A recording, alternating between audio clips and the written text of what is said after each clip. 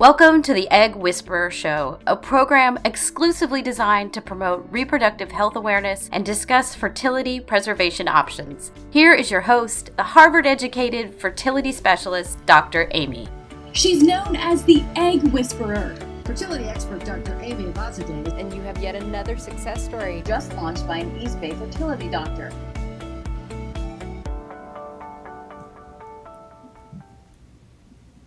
Hi everyone. Welcome to another episode of the Egg Whisperer Show. Tonight's topic is how to prevent future pregnancy loss, and I'm so excited because a special friend of mine and fertility expert and miscarriage expert, Dr. Lora Shahine, joins me tonight. Hi, Dr. Shahine.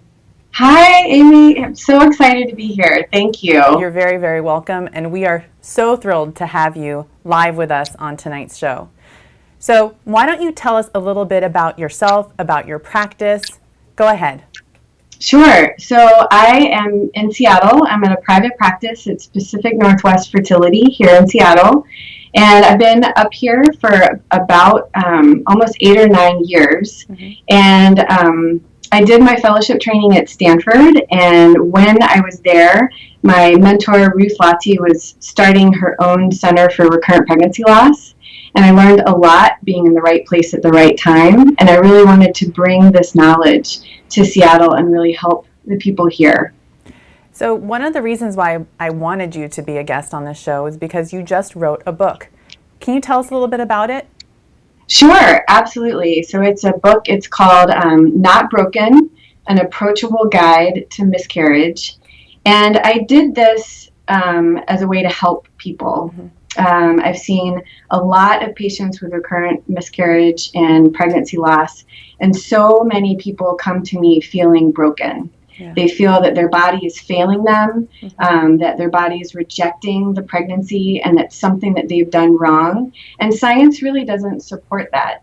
But there's not a lot of great information out there, and in the world of Dr. Internet, I needed and I felt a passion to get something out to people that is evidence-based, but hopeful and readable and reality. And it's in your title, Approachable. I love your book. I read it before it was even published, and I recommend it to my patients, and I think it's a great guide because I think even doctors don't necessarily know, doctors who aren't in our specialty don't necessarily know exactly what to do for patients, and I think this is so just spot on for everybody, whether you're an OBGYN, a general doctor, or a patient who's going through this.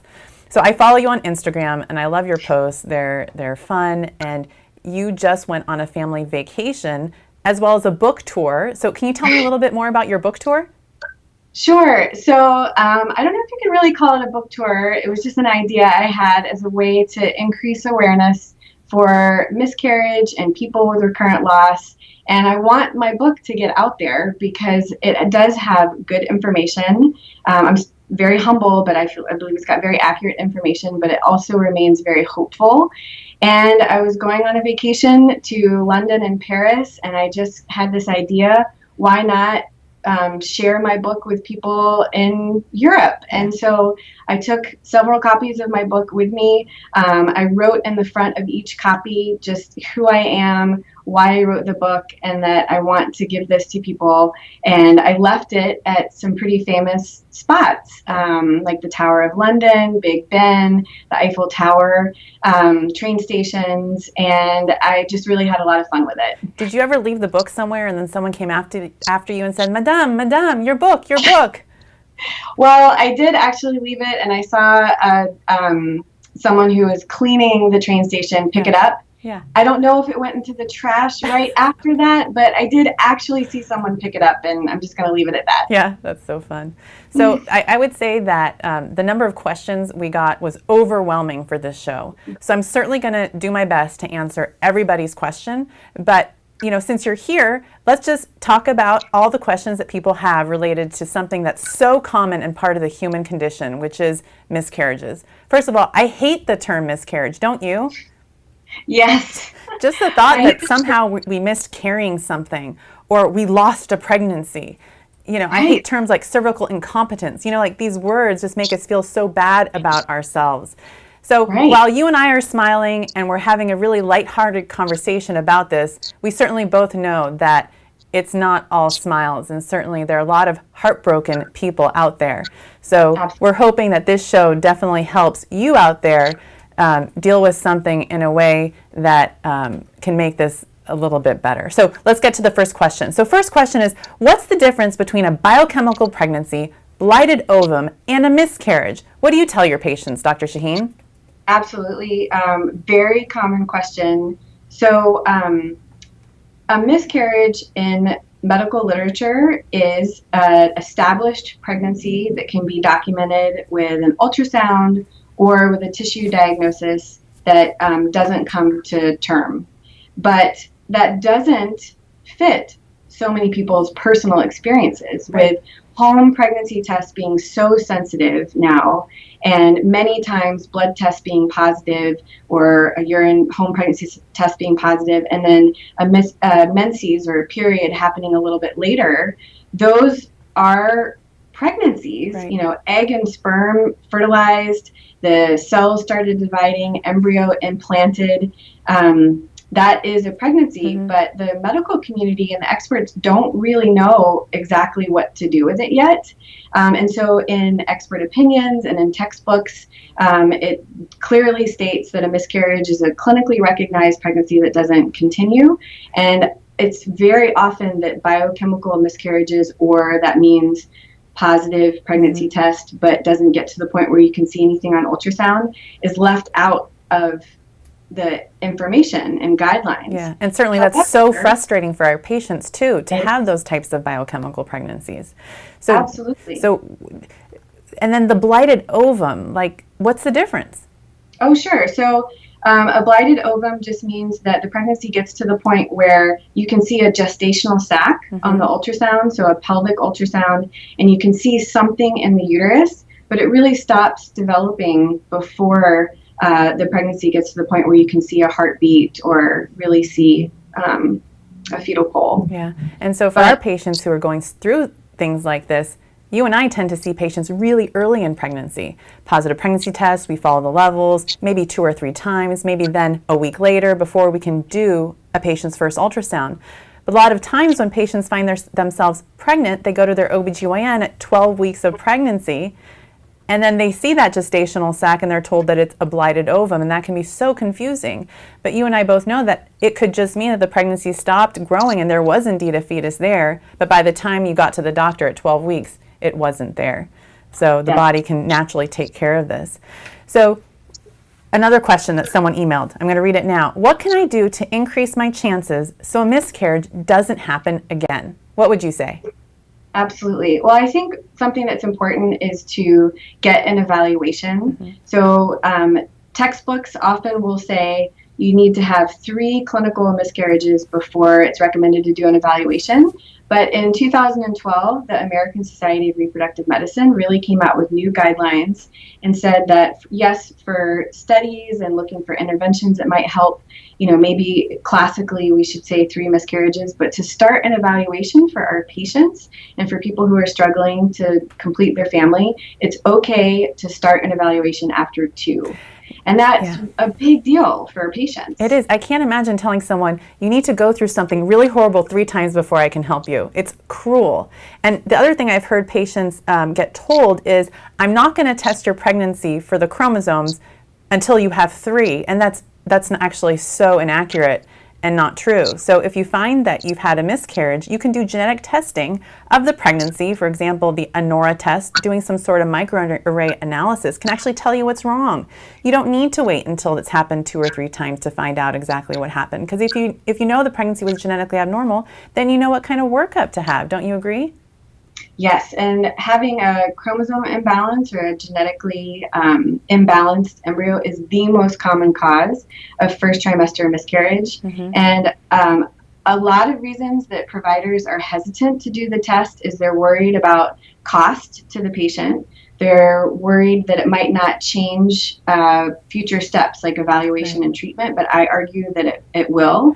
And then the traditional way of doing genetic testing of a karyotype in a lot of hospitals really relies technically on growing cells. Right. And so if you use that technology, it can be up to 60% of the time you don't get an answer. Exactly. And so what you mentioned is the type of test you can use new technology. You can even do testing on, you don't have to grow cells anymore. You can do testing on, something that's been in pathology for a while. Right, so like a paraffin block. So I tell patients it's like having a CD case, right? So patients come to me and I say, I really wish that I could have learned from those previous pregnancies. And they're so surprised when I say, I can actually go back and grab a slide, send it to this genetic testing company, and they can extract DNA. It's almost something like it's out of CSI. And patients, they want answers. They want to know why they suffered through that loss or why that loss occurred, so that hopefully that information can help guide us in the future. Okay, so another question, and this can be so confusing where patients show up and they have no signs that the pregnancy stopped. So the question is, why didn't my body give me some warnings like bleeding or cramping? That's such a good question. And for most of the time, the body will do that. Mm-hmm. Everybody's body is just different. So if the pregnancy stops developing at about 6 weeks, some people will get the message as far as bleeding or cramping or feelings that change at 6 weeks, 7 weeks. It can take up to 4, sometimes even longer, 4 weeks after a pregnancy stopped developing, right. For our bodies to get that message. Right, that's so true. And then this is a question about diet. How does diet play a factor in all this? Would being gluten-free, for example, help? And I'm sure you get those questions just as much as I do. Absolutely. So there's still so much that we have to learn, but there are some small studies that are suggesting that if people really do have celiac disease and they do have miscarriages, if they change their diet and they go to gluten-free, that might help decrease the risk of another miscarriage. But those are a certain subset of patients, so that doesn't mean everybody should go out and all of a sudden go gluten-free. Mm-hmm. So it's hard to take information on somebody that truly has a disease and they change an outcome and have an outcome. That doesn't mean that's going to work for everyone, but it's true. Something to investigate. Yeah, because a lot of people, they just think if they go gluten-free, it'll fix the problem because it's something that they, let's say, read online. But it's certainly not the answer for anybody. But if you have, let's say, celiac disease, then potentially it could help. Okay, so are there any supplements you would recommend taking to help with egg quality for patients who've had miscarriages? Sure. Well, again, I still think we have a lot to learn. I think a really interesting resource is Rebecca Fett's book. It's all about the egg. She does go into the animal studies and on a molecular level, learning about certain supplements that might affect DNA replication, and that's a big part of a healthy, established pregnancy. Mm-hmm. So she has kind of gone into some of the studies there. I think we have a lot to learn to go from animal studies and what we're seeing with mice to seeing what's going on with humans. But things that she's talked about is some of the antioxidants might be helpful. Coenzyme Q10 is considered possibly helpful. Yeah. But I think a really good prenatal vitamin, and I often have patients look for one that has something called methylated folate because it's often easier for our bodies to process, and we know that's important for preventing neural tube defects. I try to focus on that. I think also focusing on a healthy lifestyle and doing all those things that we need to do and trying to get your nutrients from a really good diet. I think it's a little bit too easy to think that you can just go to the store and buy a pill and that's going to make everything better. But I want that too. It's not there yet. Right. And I actually, I brought a copy of your book, your other book. And so you actually do an awesome job going through the literature as to all the supplements that are out there and what benefit they could possibly have. So patients ask me all the time, does acupuncture help? Why would it help? And I love this book. You and your co-author did an incredible job. And I think you also do a good job going through all the supplements as well, like CoQ10, melatonin, and all the data as to how it may improve egg quality too. So thank you for writing that book. So awesome. Okay, so now, are there blood tests for clotting or autoimmune disorders? So tell me. Yes, there are tests, but it might not make a huge difference to do a lot of those tests. and it might not make a huge difference to act on the results of those tests. Yeah. So this is a huge controversial topic. Yeah. It plays into women's feeling guilty and blaming their body for miscarriage in order to focus on immune issues or blood clotting issues. Okay. And so it's a big part of my book. There's a whole chapter on this. 20 or 30 years ago, there was a huge push to focus on blood clotting issues and causing miscarriages, but that has not been proven to really cause first trimester miscarriages. And people who have these blood clotting disorders that we look for don't necessarily have a higher chance of miscarriage. And even when they're treated with anticoagulation, they don't have a significantly lower chance of miscarriage. Right. So Dr. Shahine, the sun is setting where you are in Seattle. Yes. I'm sure it's absolutely gorgeous outside your window, but I'm missing your face. That's awesome. How does that look?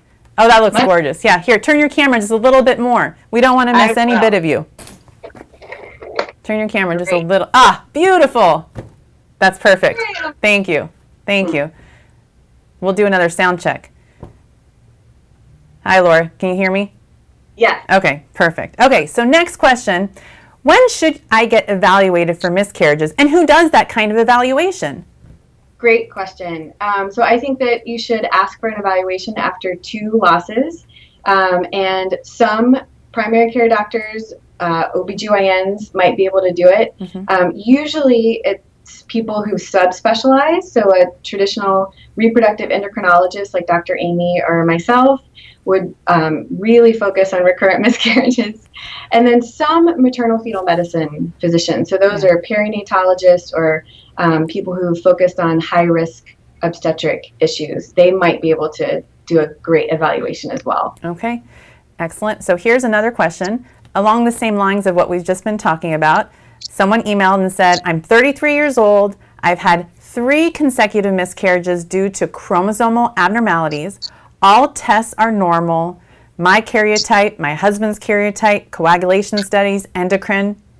Would it be better to turn to IVF with PGS? And is it possible to have a healthy baby naturally without it? I know I'm not giving you too much information because this was an emailed question, but can you answer that question for us? So that's an excellent question. So this person knows exactly why she's had those 3 miscarriages, because whoever is helping to take care of her is testing the pregnancies, and she knows it's not her body rejecting her husband's sperm or her body rejecting the embryo, that it's the egg and sperm. When they came together, there was just not a good match of chromosomes. Right. And so her options are 2 extremes. Right. One is to just try again, because the very next time she tries to conceive, her chance of a healthy pregnancy can be as high as 60, maybe even 70%. All it takes is a good egg and a good sperm. Right.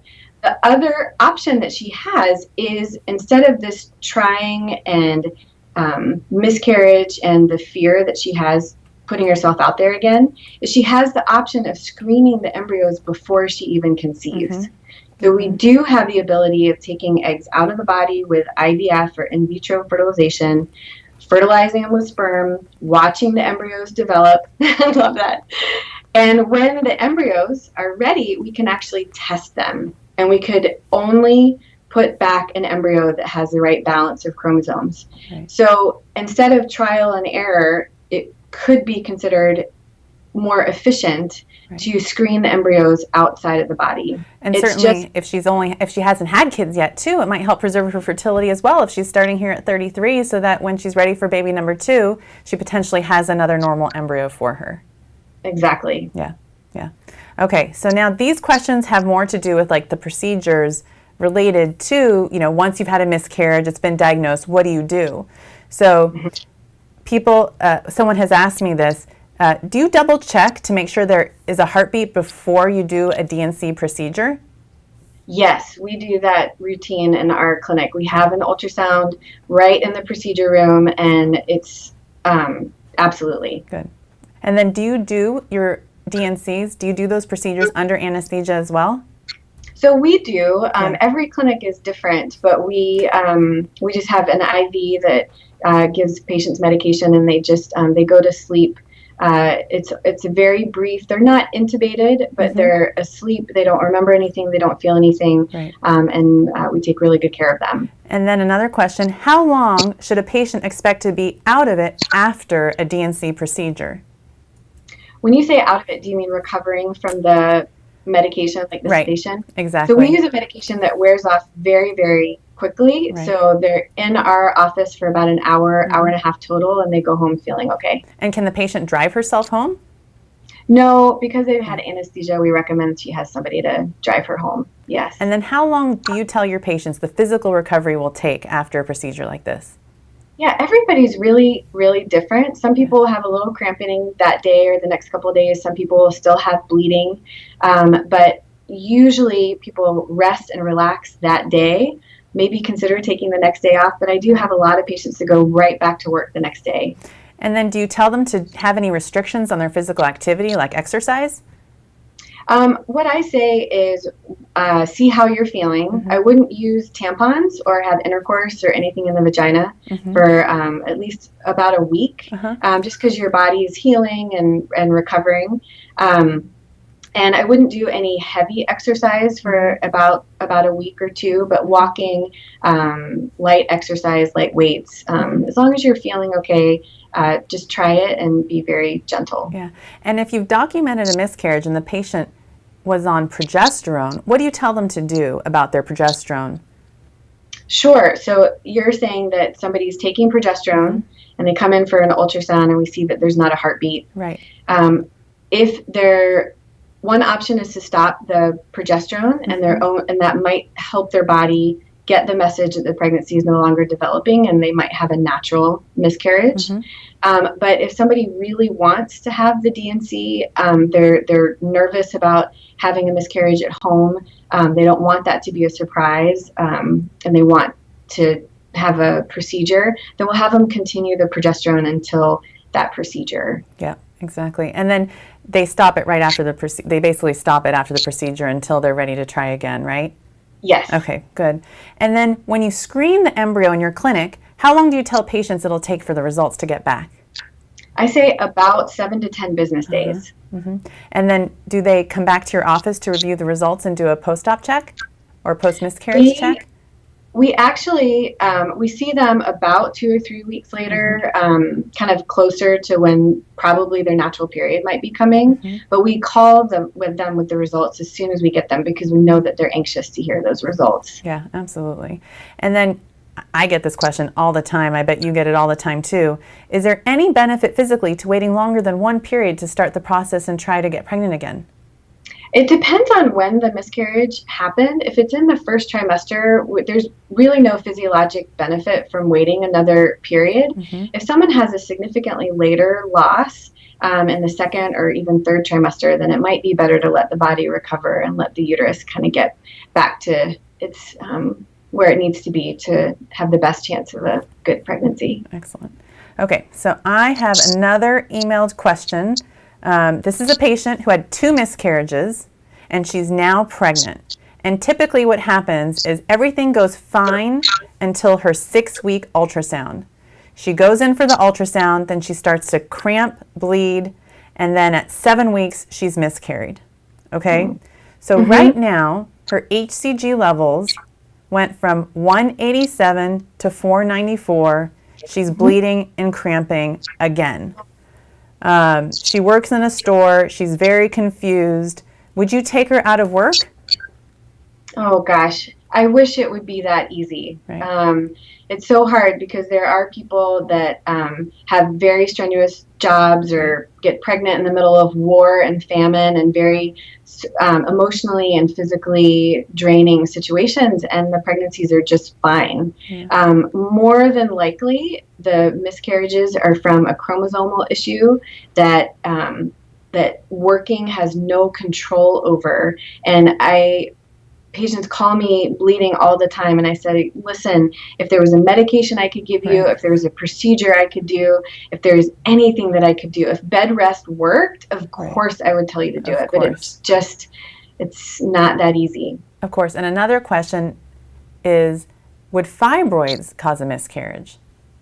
Sometimes. So fibroids in and of themselves are very common. Some studies say up to 50%, 50, of women have fibroids, which are, they call them just benign tumors, kind of like these little muscle balls in the uterus. And so not all fibroids cause miscarriages, but it depends on the location and the size of the fibroids. So we believe, as some studies suggest, if there's a fibroid that's inside the uterine cavity where an embryo would implant, we call that a submucosal fibroid. It makes sense that if the embryo were to implant on that fibroid, there might not be a very good blood supply, and it could be a cause of recurrent miscarriage. And then people really are trying to figure out if there's a size connection with the size of a fibroid and miscarriages, and the jury is still out on that. Some people worry if they're over 5 centimeters. Other studies say, oh, it doesn't matter unless they're over 8 to 10. So I think you have to take the whole person into account and look at everything else, and then really weigh the pros and cons of taking care of fibroids, because it requires surgery. And so you really want to think through it. And what about aspirin? When you go online and go to Dr. Google, it's like aspirin seems to cure everything. What do you tell your patients about aspirin and miscarriages? Sure. So again, if it were that easy, that would be great. And aspirin, so big studies looking at whether aspirin helps with unexplained recurrent miscarriage do not support it. They say it's not helpful. Knowing that, I know all of my patients are taking it, and I don't think that it's really harmful for most people, as long as they don't have an allergy or a GI issue that aspirin can upset. And aspirin is the first-line treatment for the one immune issue and blood clotting issue that we do look for with a recurrent pregnancy loss. It's something called antiphospholipid syndrome. So if someone is diagnosed with that, one of the first-line treatments is to take aspirin. And so it's definitely something to think about. It's not super simple. And please, if you do take aspirin, make sure your provider is aware. And it's something you can easily pick up at the drugstore, but you should definitely take it under the care of a provider. Awesome. Thank you. So I want to go through some fertility truths or myths. Okay. So I'm going to ask you a few questions here. That was all the emailed questions that we got. So thank you for going through all those questions with us. Okay. So fertility myth or truth? Having a miscarriage means you'll have a higher chance of future pregnancy. What do you say, Dr. Shahine?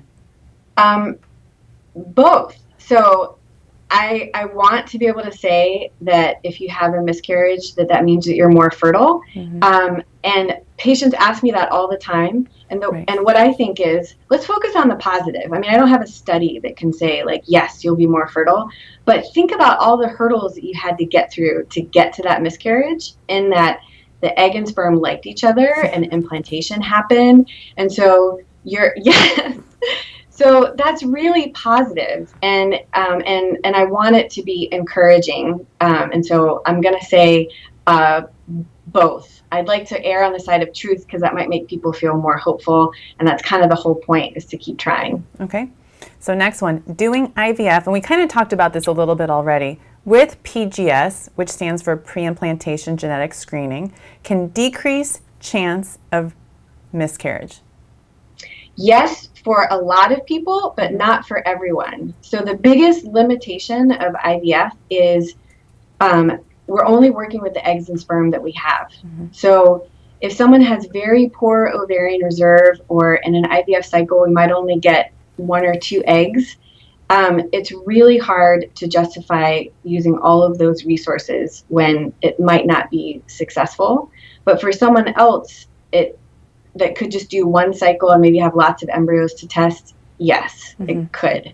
Another way to put it is, IVF really is considered more efficient. It's screening. It's sort of, you're not trying just with 1 egg each month. If you could do IVF and get 12 eggs, that's like a year's worth of trying. So that's great. And then your body isn't doing the selecting and having to go through another miscarriage. The selection is going on in the lab. And so if someone is 40 years old and they were to conceive naturally, the miscarriage rate is close to 50%. Maybe even higher if they've had miscarriages before. But if someone's 40 years old and they do IVF and they have an embryo that tests okay to transfer, we call that a euploid embryo, and they transfer that, the miscarriage rate is less than 10%. Yeah. What a that's big a reduction. dramatic difference. That's huge. That's really powerful. And that's something that you offer. Yes, you do that in your clinic. Do. That's what you do every day, all day. I do, Yeah. but I also am humbled by the fact that some of my patients who do IVF for this reason transfer a euploid embryo, and 10% of the time they have a miscarriage. Yeah, it's so and heartbreaking. So it's not perfect. Right. You know, it's so much better than what we were doing 10 years ago, 20 years ago, which was just patting people on the head and saying, good luck, honey. But it's, it's really a lot. It's a very thoughtful decision, and you should have a really good provider that walks through the pros and cons. Right. Okay, so next one. Egg freezing can help prevent future miscarriage. What do you think? Well, the most common cause of miscarriage is from a chromosome abnormality in the embryo, and it's older eggs that have a higher risk of not doing the chromosome work. Yeah. Correctly. So if you can freeze eggs when they are younger, they are going to have a lower chance of resulting in embryos that will be a miscarriage. So I talk about this all the time. There is a huge connection, and it's a circular relationship between age, diminished ovarian reserve, miscarriage, recurrent miscarriage, and they're all tied into the fact that if the egg is not able to do all of the genetic work that it needs to correctly, it's going to result in an embryo that is not going to be a healthy pregnancy. And so it kind of ties all together in that way. It definitely does. It definitely does. Okay. So you did such a good job in your book addressing the emotional support and emotional needs of patients. So what kind of resources do you have in Seattle for your patients? Yeah, we have a wonderful network up here. We have about 4 or 5 Resolve groups, which is Resolve is a patient-run fertility network that's actually national. They have a wonderful website with, and you can put in your zip code and or city, and you can find if there are any Resolve support groups in your area. We have about 4 or 5 in Seattle, and we actually have some miscarriage support groups that are through Resolve, but also through some churches up here too, and they're not faith-based, and so that's another resource. And then some women's hospitals, some women and children's hospitals often have support groups for people with loss, and so that's another resource. And I think individual counseling can be really wonderful and appropriate. Some wonderful books that are out there. There's a really good app called FertileCalm. I don't know if you've done that. It's a free app. You can download it, and it really walks you through stressful situations and mindfulness ways, like breathing techniques and wonderful ways to kind of help you get through a stressful situation. So there's so many different ways to find support. Sometimes yoga for fertility. Everybody's so different that we talk about lots of different options. Right. So where can we get your book? Great. Right now it's on Amazon, and you can order it in print form or on the Kindle. You sent me a copy, but I read it on the Kindle, so that was it was very easy to it was a great read. So thank you for that. It was informative, and it's a wonderful book. Thank you. So let me just see if there's anything else I wanted to ask you tonight while you're here. Tell us about your clinic location and where people can find you. Oh, sure. So my clinic is Pacific Northwest Fertility. It's here in Seattle. We have our main office is right in Seattle, and then we have another office where we see patients sometimes out in Issaquah. And we have a wonderful website. It's a good resource. And then for me, I really enjoy writing. I obviously talked about my 2 books, but I really enjoy writing blogs and for the Huffington Post. And when it's really become a passion because it's a way that I can get information to people. And so I do have a website, just lorashahine.com. And if you can see other writing and things that I've done there. Yeah. Well, thank you for all you're doing to help women deal with something that's really, really horrible, maybe not seem as bad because they know that they have someone like you to support them. So is there anything else you want to tell our audience tonight before we end the show?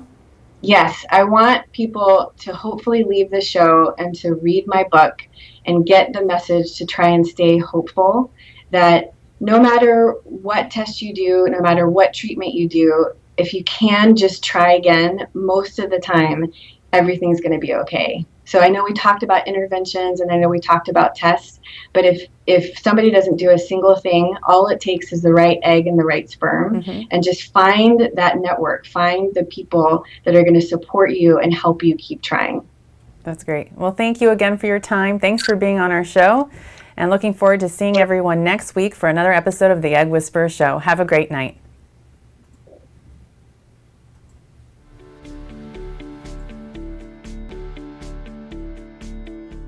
Welcome to the Egg Whisperer Show, a program exclusively designed to promote reproductive health awareness and discuss fertility preservation options. Here is your host, the Harvard-educated fertility specialist, Dr. Amy. She's known as the Egg Whisperer. Fertility expert Dr. Amy Vazadeh And you have yet another success story. just launched by an East Bay fertility doctor.